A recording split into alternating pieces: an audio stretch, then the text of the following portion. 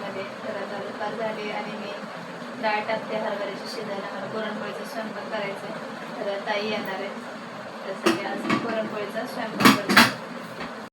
आणि मी व्हिडिओ चालू केला आणि डायरेक्टली बोलतच होते. म्हटलं व्हिडिओ बनवतच बोलते. तरी मी हळूच आवाजामध्ये बोलत होते. पण सोनाक्षी झोपली होती, तिला ट्युशनला नंतर जायचं होतं. तर म्हटली मम्मी नंतर तू व्हॉइसवर कर म्हणून. म्हटलं ठीक आहे, तिला डिस्टर्ब व्हायला नको म्हणून म्हटलं जाऊ दे, व्हिडिओ फक्त बनवते आणि नंतर एडिट व्हॉइसवर करते. तर काल व्हिडिओ बनवला होता, आज एडिट व्हॉइसवर करून अपलोड करणार आहे. तर आता डाळ शिजत लावली आणि पीठ पण मळून घेते. म्हटलं डाळ शिजते तोपर्यंत पीठ मळून होईल. पीठ चांगलं मुरलं की पुरणपोळी चांगली होते. डाळ शिजवून घेतली आणि आमटीसाठी येळवणी वगैरे काढून ठेवले, गुळ बारीक करून. लगेच म्हटलं आता चला चटका देऊन घेऊया डाळीला. पीठ मुरते तोपर्यंत डाळीला एकीकडे चटका देत होते आणि लगेच आमटीची पण तयारी केली. डाळीला चटका देऊन तोपर्यंत आमटी तर होऊन जाते. तर आई मला लसूण अद्रक सोलून देते. म्हटलं ठीक आहे. तर थोडीशी मदत केली तरी पण कामं खूप पटापट होऊन जातात. थोडीफार मदत पण खूप मोठी होऊन जाते. असं काही मोठं स्वयंपाक जास्त प्रमाणात करायचं असेल तर मग अशी लसूण सोलून देणं, कांदा कापून देणं ही पण खूप मोठी मदत झाल्यासारखंच होतं. तर आई म्हटलं दे मी लसूण अद्रक सोलून देते. मग त्यांनी लसूण अद्रक सोलून दिला. वाटण वगैरे मी केलं, खोबरंही भाजून. आणि इकडं ना मी म्हणजे चटका देत होते डाळीला. तर असं जोपर्यंत चमचा चटक्यामध्ये डाळीमध्ये उभा राहत नाही ना तोपर्यंत मी चटका देत असते. जेव्हा असा चमचा एका जागेला व्यवस्थित उभा राहील तेव्हापर्यंत चटका देऊन घ्यायचा, म्हणजे आपली डाळीला चटका बरोबर बसलेला असतो. असं मी करत असते.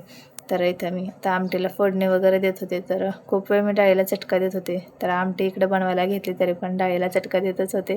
तर आता थोडीशी आणखीन शिजवून म्हणजे चटका देऊन घेते. होत आली होती, आणखीन 1-2 मिनिट लागतील. तर इथं मस्त आता तर्री अशी कटवाले आमटी बनवणार आहे, झणझणीत एकदम गावरान पद्धतीची. माझी मम्मी ना खूप भारी आमटी बनवते. पुरणपोळीचा स्वयंपाक खावा ना तर मम्मीच्या हातचा एकच नंबर बनवते. चुलीवर आमटी बनवायची काय भारी व्हायची आमटी. घरभर सुगंध सुटायचा. पुरणपोळी वगैरे सगळं चुलीवर करायची. खूप छान, म्हणजे गावची चव वेगळीच असते नाही का. तर हे पहा मस्त आता इथं डाळीला चटका देऊन घेतला आणि पाहू शकता चमचा व्यवस्थित उभा राहिलेला आहे डाळीमध्ये. असं आपला परफेक्ट असा चटका बसलेला आहे. आता गॅस बंद करायचा. असाच चमचा जोपर्यंत डाळीमध्ये बसत नाही तोपर्यंत चटका देऊन घ्यायचा, म्हणजे ना पुरण पण चांगलं होतं. तर आता इथे फोडणी देते आमटीला. मस्त जिरे, मोहरी, कढीपत्ता, वाटण वगैरे केलेलं आहे ते टाकून आमटी बनवून घेते. आणि आता डाळ थोड्या वेळात थंड होण्यासाठी ठेवते. तर आईला म्हटलं थोडं मिक्स करून म्हणजे हलवून घ्या, म्हणजे डाळीची थोडीशी वाफ केली की आपल्याला पुरण बनवता येईल.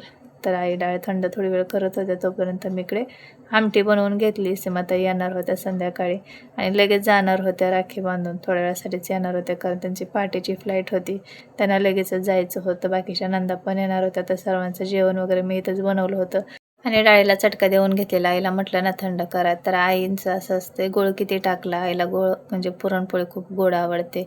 एवढा टाकलाय का, तेवढा टाकलाय का, असं केलंय का, तसं केलंय का, 100 प्रश्न विचारतात. हे असं असतं काय, ते तसं असतं का, असं नाही करायचं तसं नाही करायचं. आईनं म्हटलं आई माझी मी करते, तुम्हाला होतं तर करा, नाही तर राहू द्या. म्हटलं जाऊन माळ्यावरती झोपा, माझी मी करते. हसत पण होतं दोघी आणि बोलत पण होतं. आईंचं ना असंच असते, कशात ना कशात नावं ठेवतच असतात. तर असं तुम्हाला मी ना आमटीला फोडणी देते तर कसा मसाला भाजला ते दाखवते. हे पहा, तर मस्त असा तेल सुटेपर्यंत मसाला भाजून घेतला आहे आणि खरंच एकदम गावच्यासारखा सुगंध येत होता. मस्त कटवाली अशी तर्रीदार आमटी बनवून घेते. तर इथे मी वाटण चांगलं मसाला भाजून घेतला आहे. तेल सुटेपर्यंत मसाला भाजला ना खूप छान आमटीला ना कट येतो, एकदम छान तर्री येते. आणि आमटी तिखट असली ना तर खायला मजा पण येते. आणि पुरणपोळीचं स्वयंपाक म्हटलं की भजी आणि पापडशिवाय तर पूर्ण होतच नाही. आणि आम्ही गावाला ना गुळवणी करायची ना मम्मी. तर गुळवणी, त्याच्यामध्ये तूप आणि एका ताटात गुळवणी, त्याच्यात पोळी टाकून आणि दुसऱ्या वाटीमध्ये आमटी भात तोंडी लावायचं. तर गावाला असे सगळे खायचे, आम्हाला तशीच सवय आणि मी इथं पण आता तशीच खाते. एक घास गुळवणी पोळीचा. आता इथं मी गुळवणी बनवत नाही कारण इथं कोणच खात नाही मुंबईला. आमच्या घरी म्हणजे गावाला खातात. तर मी आणि माझा मुलगा दूध पोळीच खातो तूप टाकून त्यात, आणि मी तोंडी आमटी भात लावत असते. तर मला म्हणते तसं कसं खाते. म्हटलं गावाला आमच्या इकडे असंच खातात. एक घास दूध पोळीचा किंवा गुळवणी पोळीचा आणि एक घास आमटी भाताचा आणि त्याच्यासोबत पापड भजी तोंडी लावतात. तर असं त्यांना खूप नवल वाटलं पहिल्यांदा त्यांनी बघितलं. म्हटलं आम्ही असं नाही, हे इथं कसं मुंबईला सगळेजण आमटीमध्ये पोळी असं डिप करून खातात. म्हटलं आम्ही असं नाही खात, गावाला असेच खातात, दुधात पोळी किंवा मग गुळवणीमध्ये पोळी. तर पाहू शकतात काय भारी कट आल्या आमटीला. मस्त गरमागरम मी पोळ्या वगैरे पण करून घेतल्या आणि आता राहिले होते भजे आणि पापड तळायचे. तर ताई आल्या होत्या, गप्पा वगैरे मारत बसलेलो आम्ही, मी आई हे पण आले थोड्या वेळाने आणि आणखीन 2 नंदा येणार होत्या. तर त्या म्हटल्या येतो थोड्या वेळाने. तर पाणी वगैरे त्यांचं भरायचं चाललं होतं. म्हटलं ठीक आहे. तरी ते पाहू शकतात मस्त अशी मी ना भजी बनवून घेतलेली आणि मी ना गोल भजी बनवलेले पुरणपोळीसोबत. गोल भजीच खायला छान लागतात. कांदा, जिरे, हिरवी मिरची, लसूण आणखीन त्याच्यामध्ये थोडंसं ओवा, एवढे भारी गोल भजे झाले ना, एकदम जाळीदार असे फुगलेले छान झाले ते भजे. आणि मस्त फुगलेले जाळीदार भजे बनवायचे असेल ना, तर आपण तेल गरम केलेलं असतं ना भजे तळण्यासाठी, त्यातला 1 चमचाभर कडकडीत तेलाचा ना बेसन पीठमध्ये टाकायचं. एकच नंबर भजे होतात. खूप छान फुगतात, जाळीदार बनतात. मग खायचा सोडा टाकण्याची सुद्धा गरज पडत नाही आणि खायचा सोडा टाकला चिमूटभर तर मग तेल टाकू नका. असे भजे बनवून पहा, खरंच खूप भारी होतात. तर स्वतः इथं मी भजे बनवले की लगेच पापड तळून घेते. नंदा वगैरे आल्या होत्या, सगळेजण मस्त गप्पा वगैरे मारत बसल्या होत्या. खूप वेळ गप्पा मारल्या सगळ्यांनी. त्यानंतर मग सगळ्यांना जेवण वगैरे दिले. मस्त पोट भरून सगळ्यांनी पुरणपोळीचा स्वयंपाक केलेला, आवडीने खाल्ला आणि हेच खरंच सुख समाधान असतं. आपण दिवसभर केलेली मेहनत आणि पोटभर त्यांनी जेवण केलं, हेच तर समाधान आहे. असं सगळे एकत्र असल्यानं खरंच एकदम भारी वाटतं.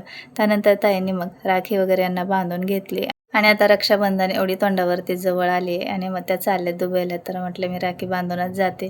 तर मग त्यांनी राखी बांधली. भावाने आशीर्वाद वगैरे घेतला. बाकीच्या नंदा वगैरे सगळे, नंदांची मुलं आमची, सगळ्यांनी एकमेकांचा आशीर्वाद घेतला. ताई सगळ्यांना सांगत होत्या अभ्यास करा, चांगलं शाळा शिका, असं तसं सगळ्यांना व्यवस्थित सांगून वगैरे गेल्या. मग त्यानंतर आम्ही सगळ्यांच्या पाया वगैरे पडलो. सगळ्यांचं पाया पडणं चालू होतं नंदांच्या, परत नंदांची मुलं बाकीच्या मावशांच्या, आमच्या आईच्या, सगळ्यांच्या पाया पडत होते.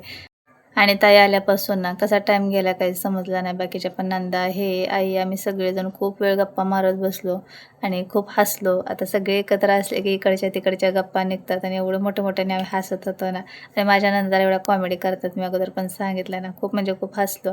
हे दिवस म्हणजे हे जे टाईम असतो एकत्र, ते फिलिंग वेगळीच असते आणि खरंच मजा येते सगळेजण एकत्र असल्यावरती. तर सगळे एकमेकाला नको नको म्हणत होते पाया पडायला, तरी पण सगळे एकमेकाच्या पाया पडले, आशीर्वाद घेतले आणि आता फायनली ताई चालल्या होत्या.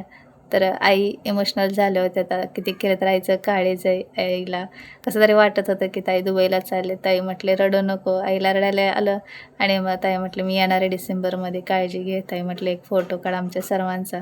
तरी तर मग आणि सर्वांसोबत फोटो वगैरे काढले आणि जाता जाता ताई म्हणत होत्या, "सोनू या कपाटाचं काय करायचं? कपाट घेऊन जाऊ नको दुसरीकडे जाताना. आता थोड्या दिवसांनी म्हणजे आमची घरं तुटणार आहेत. आता दुसरीकडे जेव्हा आम्ही कधी राहायला जाईल त्यावेळेस ते कपाट घेऊन जाऊ नको" म्हणत होते. कारण खूप मोठं कपाट आहे आणि खूप जड आहे. घरात आणतानाच त्याला 7-8 जण लागले होते कपाट उचलून आणायला, एवढं जड आहे. तर हे बोलले अजिबात घेऊन जाणार नाही, इथंच ठेवणार आहे. नाहीतर भंगारवाल्याला ज्यांना कोणाला पाहिजे त्यांना घेऊन जा म्हणणार आहे. नाहीतर भंगारवाल्याला इथंच देऊन टाकणार आहे. एवढं मोठं कपाट कोण घेऊन जाणार? आणि खरंच खूप म्हणजे खूप मोठं कपाट आहे आणि जड पण खूप आहे.